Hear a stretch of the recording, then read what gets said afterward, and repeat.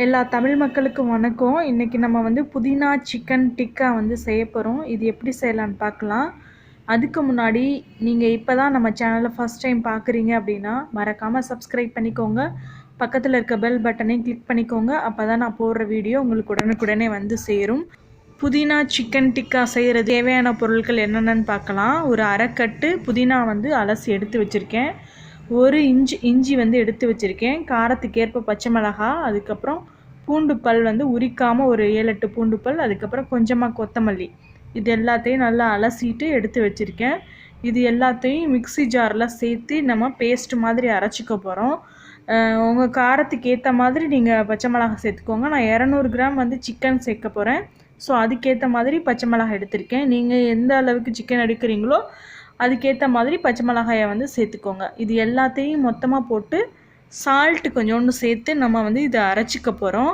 நீங்கள் வந்து சால்ட் வந்து இப்போவே கரெக்டான அளவு சிக்கனுக்கும் சேர்த்து இதிலையே போட்டுருங்க. ஏன்னா அதுக்கடுத்து நம்ம வந்து இதில் சால்ட்டு சேர்க்குறதுக்கு வாய்ப்பு இருக்காது. பத்தலை அப்படின்னா கரெக்டாக இதிலையே வந்து போட்டு அரைச்சிக்கோங்க. நான் இப்போ தேவையான அளவு வந்து உப்பு சேர்த்துட்டு இதை மூடி போட்டு அரைச்சி எடுத்துகிட்டு வந்துடலாம். இப்போ நான் அரைச்சி எடுத்துகிட்டு வந்துட்டேன். நெக்ஸ்ட்டு வந்து இதுக்கு வந்து வெஜிடபிள்ஸ் வந்து கட் பண்ணிக்கலாம். நான் குடமிளகாய் வந்து 1 கட் பண்ணியிருக்கேன். அதே மாதிரி 2 தக்காளி வந்து கட் பண்ணி வச்சுருக்கேன். அதுக்கப்புறம் சிக்கன் வந்து போன்லெஸ் சிக்கன் பிரெஸ்ட் பீஸ் இருக்கு இல்லையா, அது வந்து குட்டி குட்டியாக கட் பண்ணி வச்சுருக்கேன். 1 இன்ச் அளவுக்கு வந்து கட் பண்ணி வச்சுருக்கேன். இது வந்து 200 கிராம். இதை வந்து நம்ம இந்த பேஸ்ட்டில் போட்டு மிக்ஸ் பண்ணிக்கலாம். ஃபஸ்ட்டு சிக்கனை போட்டு நல்லா மிக்ஸ் பண்ணிக்கோங்க. சிக்கனில் தான் நல்லா கோட் ஆகணும். அதுக்காக இந்த பேஸ்ட்டில் வந்து நம்ம ஃபஸ்ட்டு சிக்கனை போட்டு மிக்ஸ் பண்ணிக்கலாம். கட் பண்ணியிருக்க வெஜிடபிளோட சைஸ் வந்து சிக்கனோட சைஸை விட கம்மியாக இருக்கணும்.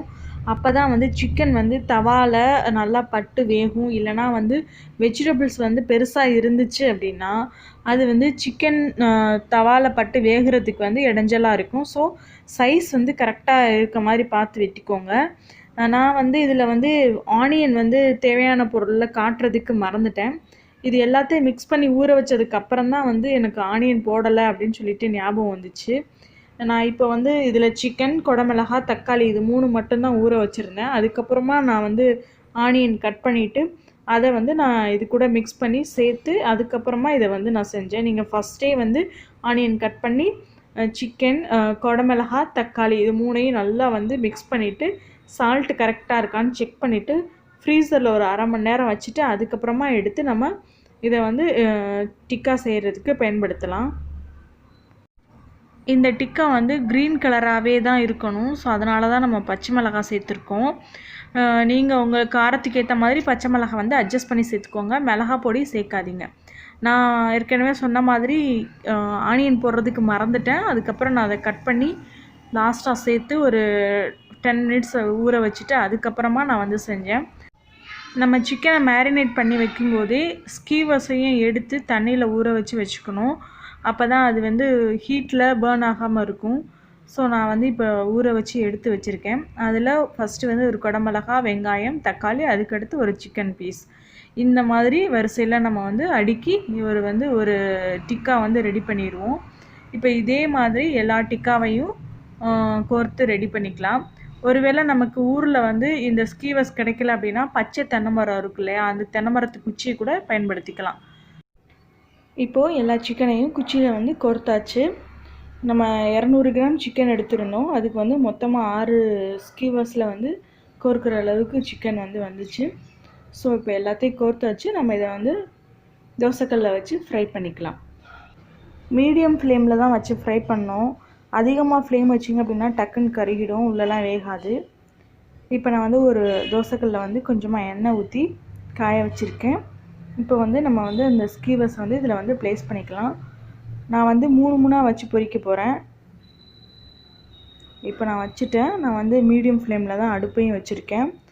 ஸோ நம்ம வந்து ஒரு 2 மினிட்ஸ் ஒரு பக்கம் வெந்ததுக்கப்புறம் திருப்பி இன்னொரு பக்கம் வந்து 2 மினிட்ஸ் வேக வைக்கணும். அந்த மாதிரி வேக வச்சு எடுத்துக்கணும். ஆனால் வந்து சிம்லேயே வச்சு வேக வச்சு எடுங்க, இல்லைனா டக்குன்னு கருகிடும். அதனால் உள்ளே வேகாது, வெளியில் கருகிடும், உள்ளே வேகாது. சிக்கன் வந்து சின்ன சின்ன பீஸ் தான் நம்ம சேர்த்துருக்கோம். சீக்கிரமாகவே வெந்துடும். மொத்தமாக ஒரு 10 நிமிஷத்துக்குள்ளே இந்த டிக்கா வந்து ரெடி ஆகிடும்.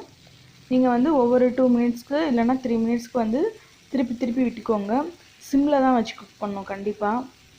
பாருங்கள், இப்போவே சிக்கன் வந்து ஓரளவுக்கு வெந்து வந்திருக்கு. இப்படி 4 பக்கமும் திருப்பி திருப்பி போட்டு இப்படி நல்லா ப்ரௌன் ஆனதுக்கப்புறம் எடுத்துருங்க.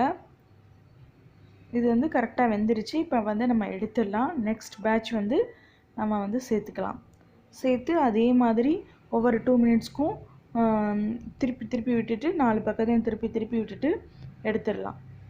பாருங்கள், சூப்பராக சிக்கன் டிக்கா வந்து ரெடி ஆகிடுச்சு. செம்ம டேஸ்ட்டாக இருக்கும். கண்டிப்பாக இந்த ரெசிபி உங்கள் வீட்டில் ட்ரை பண்ணி பாருங்கள். எல்லோரும் கண்டிப்பாக விரும்பி சாப்பிடுவாங்க. புதினா சிக்கன் டிக்கா வந்து கொஞ்சம் டிஃப்ரெண்ட்டாக இருக்கும். அந்த டேஸ்ட் உங்களுக்கு கண்டிப்பாக பிடிக்கும். பிடிச்சிருந்துச்சுன்னா என்னோடய சேனல் க்யூட் லைஃப் தமிழை மறக்காமல் சப்ஸ்கிரைப் பண்ணிக்கோங்க. பக்கத்தில் இருக்க பெல் பட்டனையும் கிளிக் பண்ணிக்கோங்க. தேங்க்யூ ஃபார் வாட்சிங்.